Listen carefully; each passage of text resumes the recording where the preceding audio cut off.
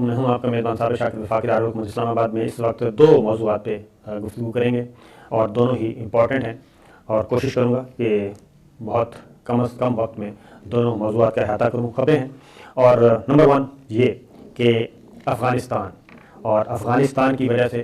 پاکستان کا مستقبل جڑا ہوا ہے، اور 2021 جو ہے یہ سال خاص طور پہ بہت امپورٹنٹ ہے، اور 22 کا بھی، اگلا سال بھی. اس کی وجہ یہ ہے کہ یہاں سے امریکی افواج نے فیصلہ تو کر لیا، اور کیونکہ وہ خود اسٹے نہیں کر سکتے تھے افغانستان میں کم از کم، اور 22 کھرب ڈالر کھپا دیے، 22 کھرب ڈالر کھپا دیے. اس جنگ میں حاصل کچھ نہیں ہوا. اب وہ جانا تو چاہتے ہیں، معاہدہ بھی کر لیا اور محفوظ راستہ بھی مانگ لیا ہے، افغانستان سے جانا بھی چاہتے ہیں، لیکن جانے کے بعد وہ سمجھتے ہیں کہ اس ریجن میں ان کے مفادات کی نگہبانی کون کرے گا، اور افغان طالبان کو سنبھالے گا کون. اور اگر ان کے مفادات اور ان کے، کیونکہ انڈیا موجود ہے ادھر، اس کو بھی ذرا دھچکا لگا ہوا ہے کہ اگر وہ چلے گئے، پھر افغانستان کے اندر NDS افغان آرمی تیار کی، ساری انفراسٹرکچر تیار کیا، تو شبہ یہ ہے کہ افغان طالبان جو اس وقت 90% پہ کنٹرول ان کا ہے، تو مزید 10% پہ بھی آ جائیں گے. پھر امریکہ کو یہ بھی ہے کہ یہاں پہ رشیا، چائنا، پاکستان، یہ زیادہ، ایران، ان کے قدم زیادہ جم جائیں گے افغانستان میں اور اس پورے ریجن میں. تو لہٰذا اب یہ بات ذہن میں رکھیں، لگتا یہی ہے کہ افغانستان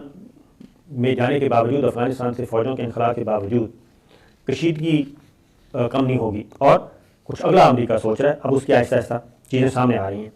اور ساتھ ہی کشیدگی بھی بڑھائی جا رہی ہے. پاکستان پاک افغان بارڈر پہ جو باڑ لگانے کا عمل ہے وہ مکمل ہو رہا ہے، بہت کم رہ گیا، موسٹلی ہو گیا. اب اس پہ جھڑپ ہوئی ہے ایک افغانستان پاکستان کی فورسز اور افغان فورسز کے درمیان. اس جھڑپ میں پھر ذرا پاکستان نے پٹائی بھی کی ہے، اور ایک امریکی ساختہ جیپ تھی، فوجی جیپ، وہ تحویل میں لی گئی، اور پھر باقاعدہ طور پہ رابطے کیے گئے عسکری سطح پہ، اور وہ روڈ بھی، یعنی کہ گزرگاہ بھی بلاک کرنی پڑی کچھ عرصے کے لیے. یہ سارا کچھ ہوا، اور الزام یہ لگایا، جبکہ پاکستان باڑ لگا رہا ہے، کمپلیٹ کر رہا ہے، تو انہوں نے باڑ لگانے سے روکا کہ جناب یہ ہمارا جھگڑا ہے باؤنڈری کا، 2 فٹ آگے یا 2 فٹ پیچھے، اس طریقے سے کہ یہ ایریا ہمارا ہے. تو اس پہ خیر ظاہر ہے پاکستان بہت کوشش کر رہا ہے، اور بڑے ہمبل وے میں. تو خیر پٹائی بھی کی، لیکن کوئی فوجی گرفتار نہیں کیا. صرف جو پاکستان کی حدود میں امریکی جیپ تھی، ہموی اس کو کہتے ہیں، نام ہے اس کا، اس کو پکڑا. ابھی تک واپس نہیں کیا، بات چیت چل رہی ہے، اور پاکستان نے یہ پیغام دیا ہے کہ آئندہ بجائے اس کے کہ صورتحال کو کشیدہ کیا جائے، تو بہتر ہے کہ آپ بات چیت کے ذریعے یہ مسئلہ حل کرنے کی کوشش کریں. تو یہ ڈیٹیل خبر. اس کے بعد ایک اور ہے، اب افغان سربراہ، خفیہ ایجنسی کے NDS کے سربراہ، اب انہوں نے ایک نیا، انہوں نے کہا یہ طالبان جو ہیں، افغان طالبان، وہ عمل میں دلچسپی نہیں رکھتے، اور لگتا یہی ہے، یہ چیف ہیں احمد ظہیر سراج، اور وہ کہتے ہیں کہ دوحہ معاہدہ جو ہے اس کے باوجود کارروائیوں میں 24% اضافہ ہوا ہے امن معاہدے کے باوجود. تو 5000 طالبان قیدیوں کو بھی رہا کر دیا گیا، لیکن افغان طالبان جو ہیں وہ مسلسل وہ پیش قدمی بھی کر رہے ہیں اور آگے بڑھ رہے ہیں، اور اس لیے بہتر ہے کہ ان کو اس کے لیے متبادل کوئی اسٹریٹجی بھی بنانی چاہیے. تو یہ ذہن میں رکھیے گا. یہ NDS آپ کو پتہ ہے براہ راست کن سے ہدایات لیتی ہے، کوئی کہنے کی ضرورت نہیں ہے. تو پاکستان کے وفد نے جانا تھا، تو وہ اس وفد کا بھی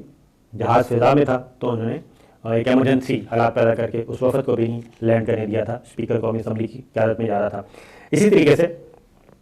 ایک اور بھی CPEC اتھارٹی کے چیئرمین نے بھی بتایا کہ CPEC کا جو کام ہے موسٹلی 7% مکمل ہو گیا ہے خضدار شاہراہ پر، یعنی کہ بلوچستان میں جو کام ہو رہا ہے وہ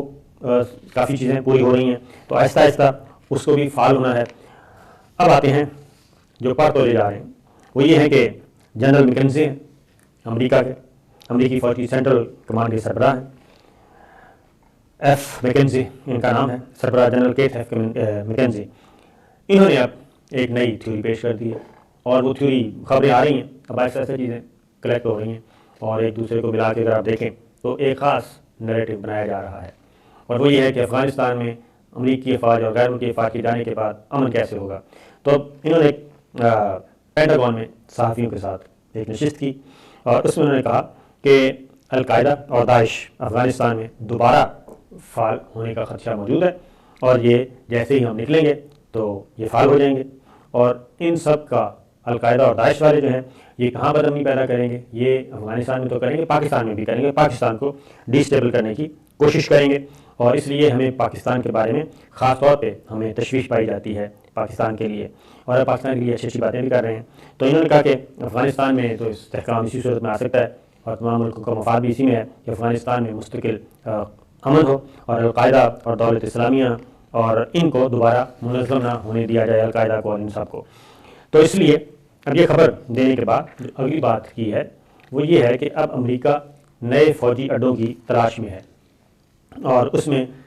مختلف جو ہیں سگنلز آ رہے ہیں، ابھی کھل کے بات نہیں کی، لیکن وہ یہ کہتے ہیں کہ ہمیں اس ریجن میں نئے فوجی اڈے چاہیے، نئے امریکی فوجی اڈے، جہاں پہ اگر افغانستان میں کوئی گڑبڑ ہوتی ہے تو ہم فوری طور پہ مدد کو پہنچ سکیں یا اسٹرائک ٹرائی کر سکیں، جو بھی کرنا ہے تو اس کے لیے تو اس میں وسط ایشیائی ریاستوں کے 3 ملکوں کے نام آ رہے تھے، اور اس میں پاکستان وغیرہ یہ سارے ہیں، تاجکستان، قازقستان، یہ ایک اور ملک ہے ذہن میں نہیں ہے اس وقت، 3 ریاستوں پہ، اور اس میں کوئی اور آپشن بھی وہ کہتے ہیں کہ ہمارے پاس ہونا چاہیے، کیونکہ وہ ایران کو بھی سامنے رکھتے ہیں اور ادھر سے افغانستان کو بھی سامنے رکھتے ہیں، پاکستان کو بھی نہیں جانے دیتے، کیونکہ پاکستان وہ سمجھتے ہیں کہ شاید بہت زیادہ چائنا کی طرف مائل ہے، تو یہ بھی نہیں ہونا چاہیے۔ تو یہ ایک نئی مصیبت، نیا ایجنڈا جو ہے آہستہ آہستہ، نیا اسکرپٹ جو ہے وہ ڈسکلوز ہو رہا ہے، اور دیکھتے ہیں کہ 1 مئی سے 11 ستمبر تک جب یہ نکلا ہے تو اس کے دوران ہی یہ ہے۔ تو اس میں جو لگ یہ رہا ہے، جو مختلف اگر آپ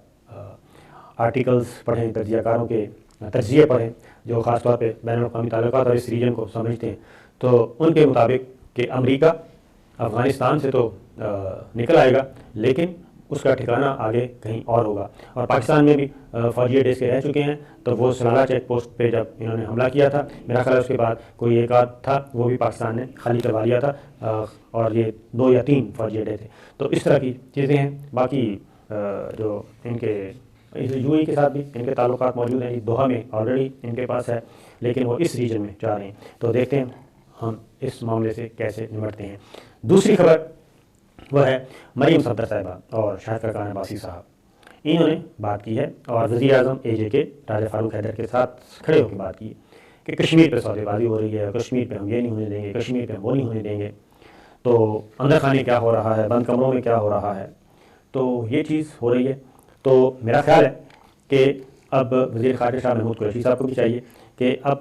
جو بھی ہے بات چیت کسی بھی لیول پہ اگر ہو رہی ہے اس کو ایک تو بریف کرنا چاہیے، نمبر 1۔ نمبر 2، خبروں کی حد تک میں آپ کو بتا دیتا ہوں کہ ابھی تک کوئی ایسی چیز موجود نہیں ہے کہ جس پہ ہم یہ کہہ سکیں کہ کشمیر پہ کشمیر ٹیبل پہ ڈسکس ہونا شروع ہو گیا، ایسا بات نہیں ہے۔ صرف جو پرپوزلز آئی ہیں انڈیا کی طرف سے، اور اس میں کچھ گارنٹرز بھی موجود ہیں، جو پرپوزلز آئی ہیں وہ پرپوزلز یہ ہیں کہ پاکستان اور انڈیا براہ راست آپس میں مل بیٹھ کے گفتگو شروع کریں، کم از کم، جو بالکل بول چال بند ہے، تو جب تک گفتگو نہیں کریں گے آپ کے مسائل حل نہیں ہوں گے، اور گفتگو میں سرکریک کا معاملہ ہے، سیاچین ہے، پانی کے تنازعات ہیں، لائن آف کنٹرول ہے، جموں کشمیر کا مسئلہ ہے، یہ بات ذہن میں رکھیں، یہ سارے مسائل موجود ہیں۔ پھر تجارت ہے، اور پاکستان اور انڈیا کے ساتھ تجارتی معاملات جو ہیں وہ کافی بڑھ سکتے ہیں، کیونکہ ایک اندازے کے مطابق اگر پاکستان اور انڈیا کے تعلقات ٹھیک ہو جائیں تو بلینز آف ڈالرز کی جو ٹریڈ ہے، جو پاکستان کی اسٹریٹجک لوکیشن ہے، اس میں راہداری کے طور پہ اگر پاکستان استعمال ہو تو بلینز آف ڈالرز پاکستان کو فائدہ ہوگا سالانہ، جس سے پاکستان کی معیشت بہتر ہوگی، اور صرف پاکستان کی نہیں بلکہ انڈیا کی، اور انڈیا کو بھی سکون ملے گا۔ اس کی ریزن ہے کہ تجاویز جو دیں انہوں نے، اور یہ بات ایسی ہے کہ وہ تو نریندر مودی کو آئے تھے، اپنا کیا نام ہے، جاتی عمرہ، تو کیا کہہ کے گئے تھے اس وقت، تو کوئی بھی نہیں تھا، تو لیکن اس وقت یہ چیزیں ریکارڈ پہ آ چکی ہیں، کوئی اس میں یہ کہنا چاہیے، یہ کہنا ہو کہ یہ بالکل خفیہ طور پہ کچھ ہو رہا ہے، اس میں وزیر اعظم عمران خان کے نالج میں ہے یہ بات کہ اس طریقے سے انڈیا نے یہ پیغام دیا، اور انڈیا یہ چاہتا ہے کہ انڈیا کی طرف بھی اور اس طرف بھی، کیونکہ اس وقت جو بیک ڈور ڈپلومیسی ہے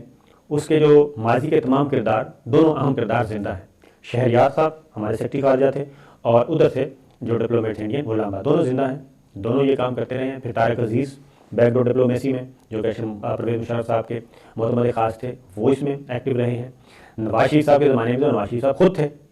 اور اس میں حمزہ شہباز جاتے ہوتے تھے اور خود غلام دستگیر صاحب جاتے ہوتے، خرم دستگیر وہ جاتے ہوتے تھے۔ یہ بات کسی اور نے نہیں بتائی، یہ ہمیں دلی کے انڈیا کے وزیر خارجہ نے بتائی تھی، ان کی سیکرٹری خارجہ خاتون تھی، انہوں نے بتائی تھی، اور وہاں کے تھنک ٹینکس نے بتائی تھی کہ یہ بات ہی چل رہی ہے۔ جو موسٹ فیورٹ نیشن کا درجہ دینا تھا اور پیپلز پارٹی دینے جا رہی تھی، وہ نہیں دے کے گئی۔ پھر مسلم لیگ نواز نے کوشش کی، وہ بھی نہیں اس معاملہ پائے تکمیل کو پہنچا تھا۔ تو یہ چیزیں بیک ڈور چینل پہ بیک ڈور ڈپلومیسی چلتی رہتی ہے، لیکن ابھی تک ایسی کوئی چیز نہیں ہے بلیک اینڈ وائٹ میں کہ کہا جائے کہ جناب یہ ہو رہا ہے۔ ہاں البتہ یہ بات ضرور ہے کہ حریت کانفرنس لیڈرشپ جو ہے ان کو بھی کنوے کیا گیا ہے، اور میر وائز عمر فاروق جو ہیں وہ بھی اس بات پہ قائل ہیں کہ بات چیت ہونی چاہیے۔ تو ظاہر ہے جب ٹیبل پہ بیٹھیں گے تو بات آگے بڑھے گی اور گیو اینڈ ٹیک ہوگا، اور اگر ٹیبل پہ نہیں بیٹھیں گے دو فریق جن کے درمیان جھگڑا ہے اور تیسرا فریق کشمیری، تو پھر مسئلہ حل کیسے ہوگا؟ یہ اوپینین ہے، اور اس کو کیسے ترتیب دیا جائے گا یہ ایک بہت بڑا کام ہے، کیونکہ دونوں طرف اس وقت حالات خراب ہیں اور ایک ہی چینل ہے جس پہ کام ہو رہا ہے۔ دیکھتے ہیں آنے والے دنوں میں کیا ہوتا ہے۔ اجازت